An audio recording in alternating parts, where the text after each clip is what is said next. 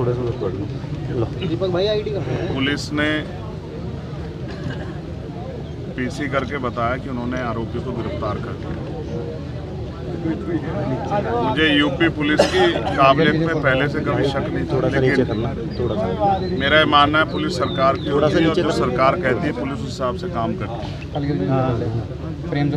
जल्दबाजी में कुछ पुलिस की तरफ से इस तरह के बयान दिए गए जो मैं समझता हूं कि जिनकी ज़रूरत नहीं थी, बिना जानकारी के, बिना ब्लास्टिंग रिपोर्ट के कह देना कि गोली जो है वो 315 बोर के कट्टे से चली और हमने कट्टे बरामद कर लिए, या बिना बहुत सारी जानकारियाँ जो तथ्य जो हैं उसमें हैं कि 4 नौजवान लड़के जिनको ये भी नहीं पता कि खाना किस तरह खाते हैं वो आके किसी पे गोली चला देंगे। और जिस तरह की पुलिस ने कहानी करके बताया कि भाई अचानक से टोल पर उनको पता लग गया कि चंद्रशेखर आ रहे हैं तो हम हमला कर देते हैं।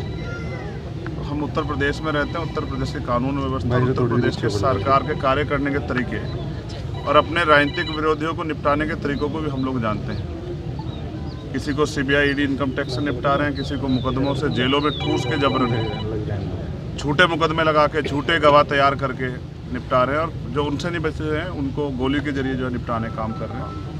इसलिए मैं अभी जांच के कई तथ्य हैं और जांच लंबी चलने वाली है। मुझे उम्मीद है कि पुलिस बिना किसी दबाव के निष्पक्ष जो है वो इन्वेस्टिगेशन करेगी और इसके पीछे कौन है, किसने किसके कहे पे, किसके इशारे पे, किसने पैसा दिया, हथियार कहाँ से आए, ऑटोमेटिक पिस्टल्स कहाँ से वो बरामद हुई, कौन कौन इसके पीछे है, कौन मॉनिटर कर रहा था, कौन जो है रेकी कर रहा था, इन सब की जांच हो।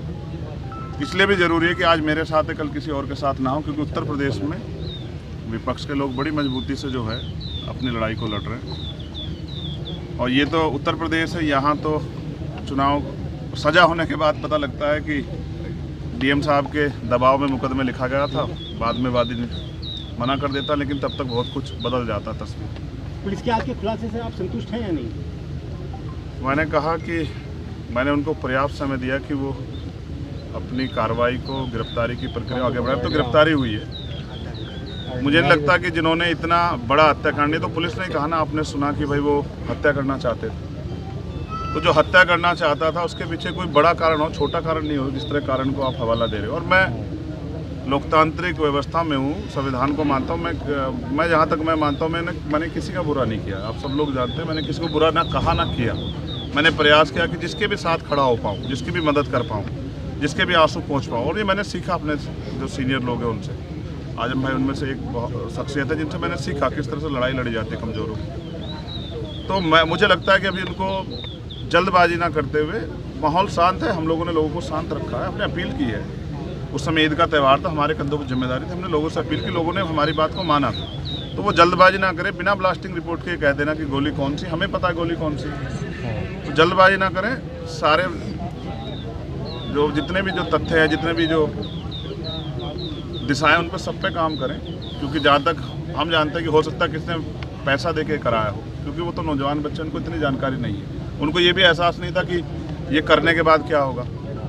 तो इसलिए इससे बहुत बड़ा नुकसान हो सकता था प्रदेश स्तर पे भी और देश स्तर पे भी। इसलिए मैं प्रयास करूंगा कि सरकार के दबाव में जल्दबाजी ना करें और जिम्मेदारी से जांच को आगे बढ़ाएं और सभी तथ्यों पर जांच करें। और मुझे अभी भी पुलिस के कुछ अच्छे अधिकारी हैं, उनकी कार्यशैली भरोसा है कि वो सरकार के दबाव में काम नहीं करेंगे। और उम्मीद है कि फेयर जाँच होगी और ये पता लगेगा इसके पीछे कौन है। कल की जो आप लोगों की घोषित पंचायत है उसके बारे में अभी मैंने लीडर्स को बुलाया है, सब लोग, और मैं चाहता हूं कि पुलिस को पर्याप्त समय मिले जिससे कि आसानी से वो अपने कार्य को आगे बढ़ा पाए। ये ना हो कि हम इसमें फंसे रहे, इसलिए हमने कार्रवाई को में ढिलाई बरत दी। तो आज शाम तक उसकी स्थिति 6 बजे, 6 साढ़े 6 बजे क्लियर हो जाएगी। और मेरा प्रयास रहेगा कि मैं उनको समझाने में कामयाब हो जाऊँ कि क्योंकि कावड़ का समय आ रहा है और मोह अच्छा नहीं है, नुकसान हो सकता है। मैं कोशिश करूंगा कि किसी भी तरह का जुटान। और देखिए, जब आप पे हमला हुआ तो आपने ये कहा था कि हमारे सहयोगियों ने, साथियों ने उन लोगों को पहचान लिया था, तो जिस प्रकार उनके आज आपने देखो प्रेस वार्ता हुई, तो क्या लगता है वही व्यक्ति थे? नहीं, दिखाए नहीं। आपने देखा कि दिखाए? आपने देखा हो तो मीडिया के लोगों ने बताओ। फोटो भी वायरल हो चुके हैं सर, आपने देखा होगा। नहीं, पुलिस की कार्यशैली ऐसी, फोटो किसी का दिखाते हैं, जाता कोई है, हथियार कोई होता है, लगाया कोई जाता है, पकड़ते कहीं से हैं, दिखाते कहीं से हैं जी। तो इतने कम समय में कट्टे से तो फायर नहीं हो सकते लगातार, और फायर 6-7 हुई है, 3 नहीं हुई है। तो मैं कह रहा हूँ ना, अभी जांच कर लें, जल्दबाजी ना करें।